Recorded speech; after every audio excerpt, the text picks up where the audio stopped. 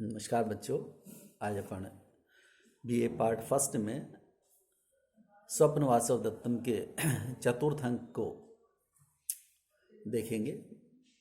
राजा अपने मित्र के साथ में, विदूषक के साथ में बैठे हुए हैं और जैसे ही उनको अपनी पत्नी की याद आती है और याद आने के पश्चात उनके मन के भाव किस प्रकार से प्रकट होते हैं उसकी चर्चा की है कि दुखम त्यक्तम बद्धमूल अनुराग स्मृत्वा स्मृत्वा याति दुखम नवत्वम यात्रा तो ऐसा यद विमुच्य इह वाष्पम प्राप्त उन्नाम याति बुद्धिम प्रसादम। कि ये बद्धमूल अनुराग, कि जिसके प्रति आपका प्रेम दृढ़ है, जिसके प्रति आपके मन में बहुत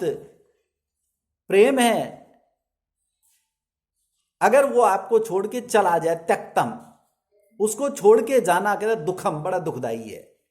यानी जिसके प्रति आपके मन में अनुराग है, जिससे आप बहुत प्रेम करते हैं, बहुत लगाव है, अगर वो आपको छोड़ के अचानक चला जाए तो कहता वो बड़ा दुखदाई होता है। स्मृत्वा स्मृत्वा दुखम नवत्म याति, और फिर उस दुख को याद कर करके, जो आपको छोड़ के चला गया उसे याद करके, जैसे ही आप याद करते हैं, स्मरण आता है, आपको याद आती है, तो वो दुख वापस नया हो जाता है, वो दुख वापस नवीन हो जाता है। तो कहता है तू ऐसा यात्रा है, ये है कि संसार की जो यात्रा है, या सांसारिक जो यात्रा है, या संसार का जो व्यवहार है, कि यह वाष्पम विमुच्य, कि यह आंसू बहाकर बुद्धिम प्राप्त उन्नाम प्रसादम याति, कि मनुष्य अपनी जो उसके आंखों में आंसू है, वो कहते हैं कि अगर वो निकल जाए तो उससे उसका मन प्रसन्न हो जाता है। कि संसार में जिससे आपका प्रेम दृढ़ है, वो कहता है उसका छोड़ के चले जाना बड़ा दुखदाई होता है। और उसको याद कर करके इस प्रकार से उस दुख को जैसे ही आप याद करते हैं, तो याद करने से वो दुख वापस फिर हरा हो जाता है, फिर नवीन हो जाता है। ये सांसारिक यात्रा है। सांसारिक यात्रा में, संसार के मार्ग में, ये संसार का व्यवहार है कि आंसुओं को बहाकर इस प्रकार से मन को प्रसन्न किया जाता है। जैसे आपके मन में जो दुख था, उस दुख के विषय में जैसे आपके मन से आंसू बाहर निकले, आंसू बाहर निकलने के पश्चात आपका मन अपने आप थोड़ा सा हल्का हो जाता है। जैसे ही मन हल्का हुआ, राजा इस प्रकार से, राजा के आंखों में आंसू आ रहे थे और राजा ने देखा कि पद्मावती आ रही है। पद्मावती को देख के, अरे पद्मावती, शरद शशांक गौरेण वात विद्येन भामिनी काष्प पुष्प अवलेद इदम साश्रुपाता मुखम यत मम। अचानक उसने देखा कि अरे पद्मावती आ गई है, और कैसे, अब ये आते ही पूछेगी कि महाराज आपकी आंखों में आंसू कैसे आ रहे हैं,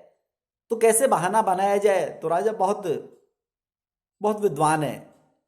बहुत चतुरतापूर्वक अपनी बात को किस तरह से संभालते हैं राजा, कि अरे शरद शशांक गौरेण वात विद्येन भामिनी।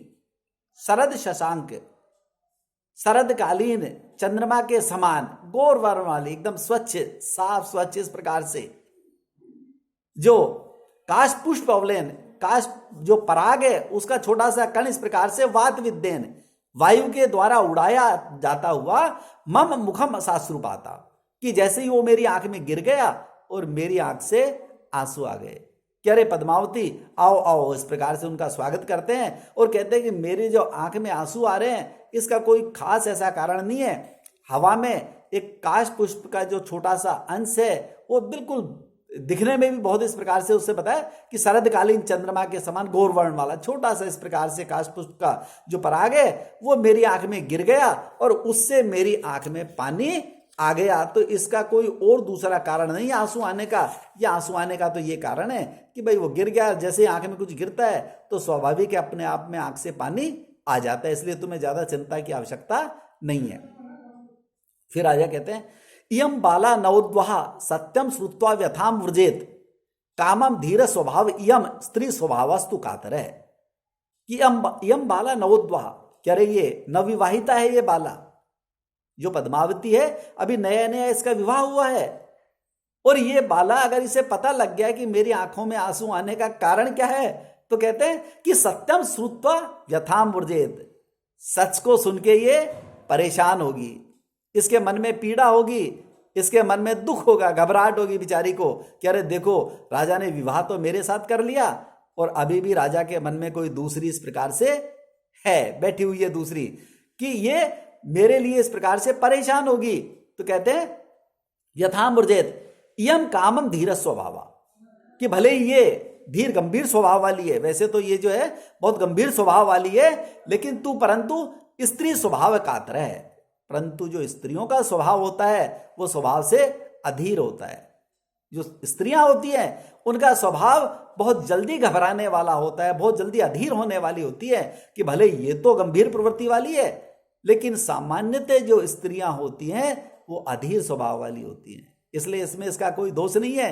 किस तरह से इसको ऐसे इस प्रकार से समझाया जाए जिससे ये दुखी न हो, जिससे ये परेशान नहीं हो कि अरे नहीं नहीं तो शादी हुई है, और अगर सच बात मैंने इसको बता दिया तो सच को सुन के ये बहुत परेशान हो जाएगी। चाहे ये बड़े गंभीर स्वभाव वाली है, लेकिन स्त्रियों का जो स्वभाव होता है, स्त्रियों का जो गुण होता है वो जल्दी अधीर होने वाला होता है। तो इसमें भी स्त्रियोचित जो गुण है, कहीं जबरदस्ती ये इस प्रकार से अधीर नहीं हो जाए, नाराज नहीं हो जाए, मेरे प्रति प्रतिकूल नहीं हो जाए। इसलिए राजा बहुत चतुरता के साथ में अपनी सफाई इस तरह से पेश करते हैं कि राजा को इस प्रकार से, रानी को इस प्रकार से आभास ही नहीं हो कि भाई राजा के रोने का क्या कारण है, राजा की आंख में आंसू आने का क्या कारण है। फिर राजा कहते हैं बाडम, इतने में भी तरह था कि भाई बहुत अच्छा आपने जो इस प्रकार से जो काम किया है बहुत अच्छा। अपने मित्र को कहते हैं कि जैसे मित्र आके कहते हैं कि अरे महाराज, आपने तो इस प्रकार से जो आपस की बातचीत होती है उसको आगे बढ़ाते हुए कहते हैं कि गुणानाम व विशालानाम सत्काराम चे नित्य से कर्तारम सुलभा लोके विज्ञातरस्तु दुर्लभा, कि संसार में विशालानाम गुणानाम, अच्छे महान जो गुण है और सत्कार आदि के कर्तारो नित्यशय सुलभा, कि आपका मान सम्मान करने वाले बहुत मिल जाएंगे संसार में। आपका जो मान सम्मान है, आपका इस प्रकार से जो पूजा अर्चना करने वाले जो लोग हैं, आप राजा हैं, राजा का इस प्रकार से स्वागत सत्कार करने वाले बहुत मिल जाएंगे, लेकिन उन स्वागत सत्कार आदि को करवाने के पश्चात नित्य विज्ञात तरो दुर्लभा, लेकिन उसको समझने वाले जो लोग हैं वो बहुत कम है संसार में। कि महाराज आपने सही कहा है कि आपको इस प्रकार से जो लोग आपको याद कर रहे हैं उन लोगों के पास में आपको चलना चाहिए। क्यों? ये संसार की रीत है कि गुणानाम विशालाम सत्काराम च नित्य से, कि महान गुणों और परंपराओं को करने वाले लोग आसानी से आपको मिल जाएंगे, लेकिन उन सांसारिक लोगों की भावनाओं को पढ़ना, उन सांसारिक लोगों के भावनाओं को इस प्रकार से पहचान के उसके अनुरूप निर्णय लेना, ऐसे इस प्रकार के ज्ञानवान व्यक्ति संसार में बहुत कम है। सुलभा, वो तो सुलभ हो जाएंगे, लेकिन विज्ञातर, उनके मन की बात को जो जानने वाले लोग हैं वो इस संसार में बहुत कम होंगे। क्योंकि सांसारिक जो लोग हैं, उन सांसारिक लोगों का जितना अपना काम होता है उस काम से वो इस प्रकार से काम रखते हैं, बाकी अपना ध्यान इस प्रकार से वो नहीं रखते। तो इस तरह से जो राजा का मित्र विदूषक है वो राजा को वहां से ले जाने के लिए और किस तरह से बड़ी चतुरता पूर्वक अपनी चातुर्यपूर्ण बुद्धि से ऐसा इस प्रकार से प्रश्न करते हैं, जो प्रश्न करता है इस प्रकार से कि सामने वाले व्यक्तियों को ये लगे भी नहीं कि अरे भाई ये महाराज को कहां बुला के ले जा रहे हैं। जो बैठे हुए लोग उनको पता भी नहीं लगे और बड़ी चतुरता पूर्वक, अरे महाराज आपको तो वहां चलना है और आपको चल के लोगों से मिलना है। क्यों?